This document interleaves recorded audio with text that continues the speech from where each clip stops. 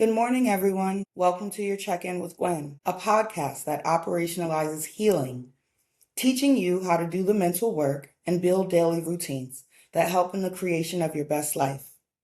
Whether you're rebuilding after a rough season or chasing a dream.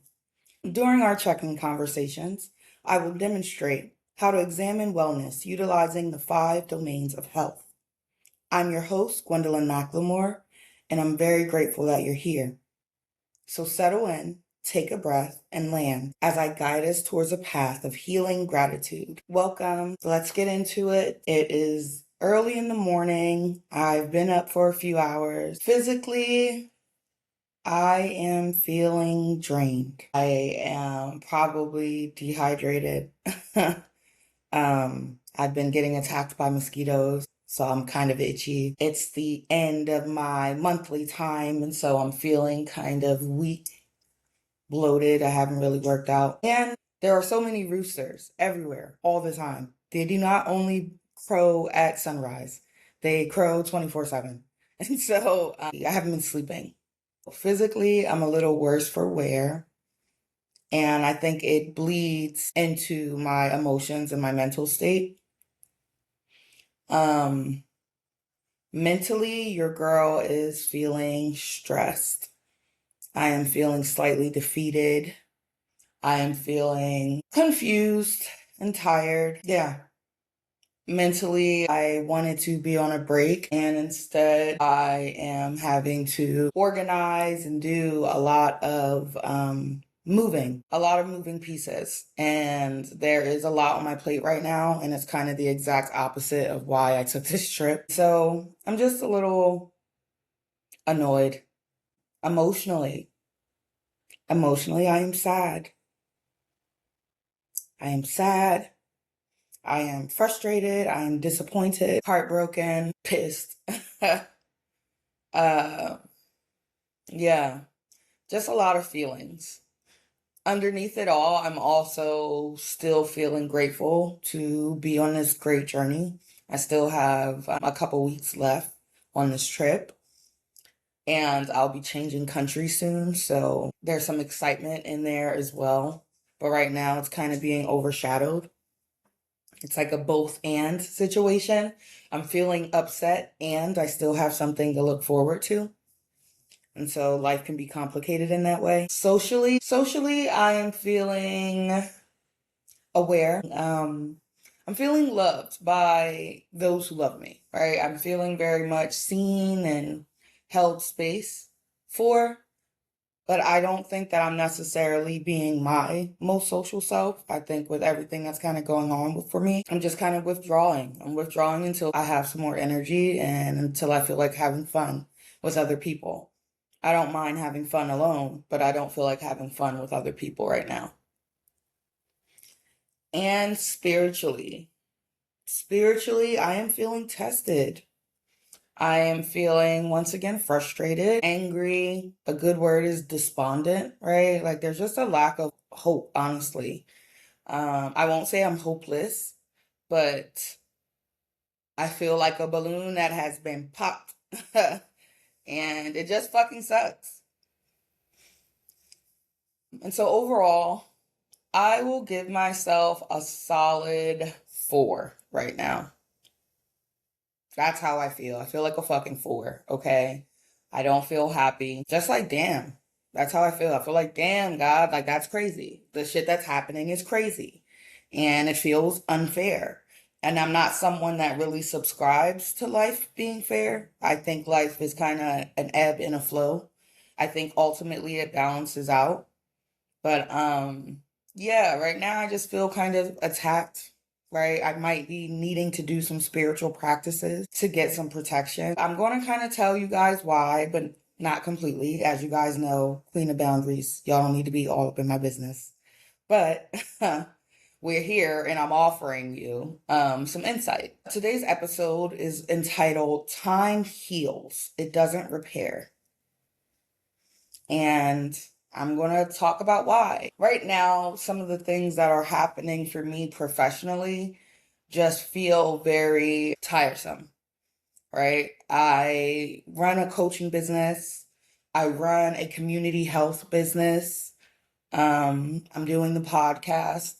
And my community health business, I just got wind of some decisions that were made above me. And it's things that I've been doing for the last 4 years. And all of a sudden, a lot of those things are not allowed. And there are a lot of constrictions. There are a lot of blocks and barriers going up around my program. And I feel like I am being forced to either turn into a different version of my program or just walk away, right? Let higher ups change my program to be more aligned with other things in the area or to let it rest and be done. And originally, this program was only supposed to be 3 years. And I got offered 2 more years. And I feel like I strongly went against my own personal wishes. Doing this program for 3 years really changed my life. And I changed hundreds of lives around me. However, it was very physically and mentally taxing on me. It really impacted my health, right? To become this boss woman, I really did not have the healthiest habits.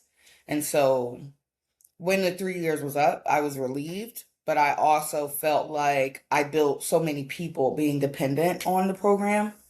And I felt like it was a blessing to be offered more. So I decided to keep going.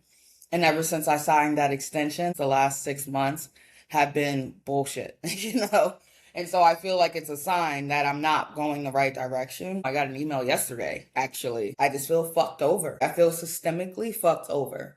And I think that these rules are a direct impact about what's going on in America with the president, his views on social services. And so I don't think that I am just being targeted, right? I think it's a bigger systemic change that's happening in America. Social services don't get the money that they used to. And it just kind of sucks. I just feel as though I do so much work, whether it's administratively, whether it's face to face, that I just thought that this would be a season of like automation, right? I thought this would be a season where the business could run on what's already been established. And instead, yet again, like many other Americans, everything has been changed and ripped from under me. And I'm just at the point where I don't think it's worth it to continue. And it's not worth it for me as an individual. It's not worth it financially. It's not worth it spiritually. And it's not worth it physically for me. Emotionally and mentally, I see the benefit and it does a lot of good, but all the other domains of my health are suffering. Just coming to that awareness is just kind of sad. Endings can be very hard, right? And even though I have some beef with God right now, spiritually, I feel as though the universe is a system and there are certain decisions that happen that you are a part of that are bigger than you. And I feel like this is one of those decisions or one of those happenings that is bigger than me. And so, yeah, that's why I'm in my feels because emotionally I feel guilty. I also am trying to do a pros and a cons list, right? I'm trying to employ all these tools that I've shared with you all just to make sure I'm not making decisions rashly. With that being said, we can kind of move into the title of the episode because the title of the episode has nothing to do with everything I just described. One of my biggest issues that have come up in my relationships is that I realize people don't know how to repair a moment, right? People are dependent on time fixing everything. What time does is like muffle out the symptoms sometimes, if you're lucky, right?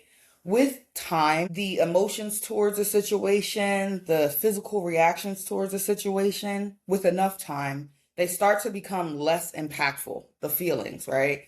And this is not across the board.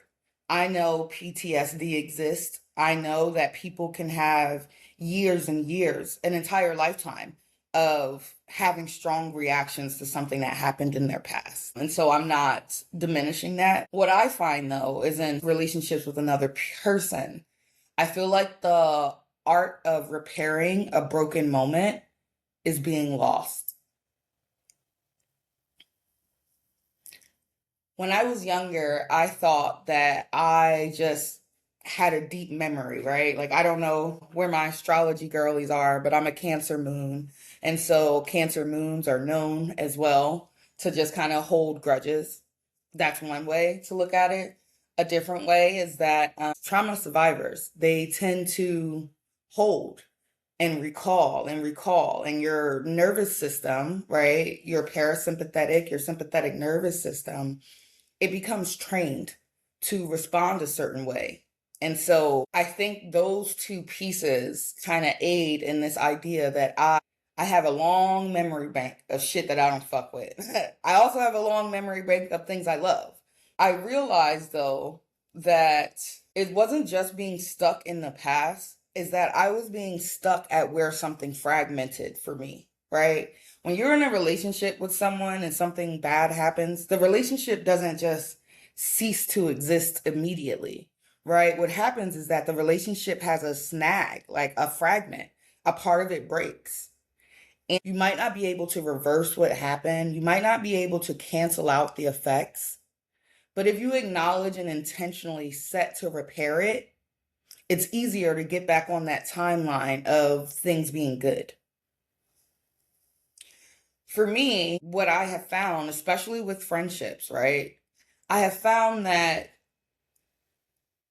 no matter how I go to back to a certain moment to try to repair it, if it's not intentional on the other side, it never gets fixed. It never gets fixed, right? So if you are in a loop of having these very deep conversations, but there isn't an action plan to repair it, right? If trust has been lost, you would have to do exercises to regain trust. Time is not going to be the thing that makes you regain trust. And I had to realize in this grown age, in this healing journey that I'm on, that the moments where repair wasn't intentional, those are your signs to walk away, right? When you have a fragment and a door is open that was previously closed before, if you guys don't both work to close that door or walk through it together, it's going to always be there. It's going to always be your mind's way out. It's going to always be your subconscious way. Like, if it's a romantic relationship, if someone cheats for the first time and then you guys both don't acknowledge the cheating and you don't try to actually come up with an action item to fix it, you actually don't set rules and parameters, there aren't intentional apologies, anytime something goes wrong in that relationship, it's going to automatically default to that person cheating. It's not to say that relationship fractures don't happen, because they do. And sometimes they happen by accident. It's just that if you decide that you're going to be a team, that you're going to be a lover, that you're going to be a friend, when these moments happen, you can't count on time to do the work for you. You have to intentionally do the work. I am someone, especially when I was younger, who used to be really harsh. And then I would hide it behind comedy. I'll never forget, I had like graduated undergrad. This was years later. And I was talking to a friend, a random guy that I knew. And he brought up a joke that I had made almost like 6 years ago. And I was just like, whoa, like I didn't even know you still gave a fuck. Like, I moved on, blah, blah, blah. And I realized that I had never formally apologized. I had never taken accountability for my actions. I had never gone back to check in with that person. I just assumed that I seen him throughout the years and we were cool. I had no idea he was harboring a hurt. He was still in the mindset of where the fracture happened. And that literally just made me take a step back. Like, how many open doors did I leave, right? How many moments did I just assume someone would get over it? I bring this to you because my last episode, it was very funny, the responses that I got from some people who felt like I was talking about them. And yet, and still, even if they felt that way, there was still no intention to repair, right? It was just an acknowledgement, like, oh, I seen that. What I have become more intentional about is about how do we fix this? Time is always a part of the equation, but time is not the solution. So if you have any outstanding open doors in your life, if you have any outstanding moments of repair that need to happen, and you're just waiting on time making you feel better, you're doing yourself a disservice. You have to circle back. You have to circle back. You have to be brave. And if you don't have a plan, you get to ask the other side, how can we fix this? Because then it gives each side a chance to buy in and examine, what do I really want for me to feel safe with this person again? What do I really want for this friendship to continue? And if that's not what you're doing, guess what? The problems are not going to resolve themselves. What's going to happen is they're going to get pushed down, and then something else is going to be a trigger, and it's going to come back up and it's going to resurface. And so if you are in a loop and that scenario I just explained sounds familiar, that you guys think you're past something and then it keeps coming back up, I'm letting you know repair hasn't happened. So, on this topic, the last thing that I'll say is that also time isn't the solution and the apology isn't the solution. Those are starting points. Those are acknowledgments, right? Those are acknowledgments from the universe, acknowledgement for yourself. Repair requires intentionality. If you're in a relationship and cheating has happened, are we going to have a different way of communicating? Are we going to seek professional help? Are we going to have a no contact list with people that we don't want each other to have contact with? Are we going to change how we use our social media? Are we going to give each other access to how we use our social media? Are we going to walk away because the trust is lost? Same thing with friendships. Are we going to acknowledge where we did each other wrong? Are we going to acknowledge that I needed something emotionally and I didn't know how to ask for it? Are we going to acknowledge that I might have lashed out and took some feelings from one area of my life and put them on this friendship because it was my safe place? Like, there are so many ways to actually get into the nitty gritty of the situation. And if it was an accident, the likelihood of it happening again is lower because you guys intentionally tried to repair it. And then it makes it easier for you to decide whether you want to walk away. It makes it easier for you to build your pros and your cons list. So yeah, I just wanted to offer that insight to people that might be stuck in an emotional circle, in a loop of, hey, this moment happened and we don't know how to get past it and time isn't making it better. You guys have to figure out, how are we going to repair this moment that was broken, this moment of not being seen, this moment of not being considered, this moment of being offended, right? Like, how do we repair it? And that's the sign of a healthy relationship, because it's going to happen. No two people are completely 100% alike. And so that is why it's going to happen. But the best relationships aren't the ones that don't have breaks or fragments. The best relationships are the people that do the work. So for me, what does my work look like with all of my feelings? Once again, I am blessed. I am grateful. This conversation was a way for me to process. I'm going to journal. I ordered some fruit and a great breakfast. I'm moving slow, going to watch shitty ass Love Island. I haven't watched it this season, but the algorithm has gotten me. So now I'm about to start the most recent episode so I can see what the hell is going on. And then I'll probably go lay out by the pool because I am blessed, even if I'm in a bad mood. Both things can be true. I have some things to work on, to figure out. The next time I do one of these videos, I will be in my third country, which is so cool. Things will look very different. Yeah, I am just grateful for you guys riding out with me. I'm grateful for you guys being a part of my healing journey. This is healing for me, and I hope it's healing for you all. And so I am sending you love, light, and gratitude for spending some time with me. Remember to check in with yourself and to be gentle while doing so. Remember to check in with your loved ones and a stranger. And I will be here to check in with you soon. And gratitude always, Gwen.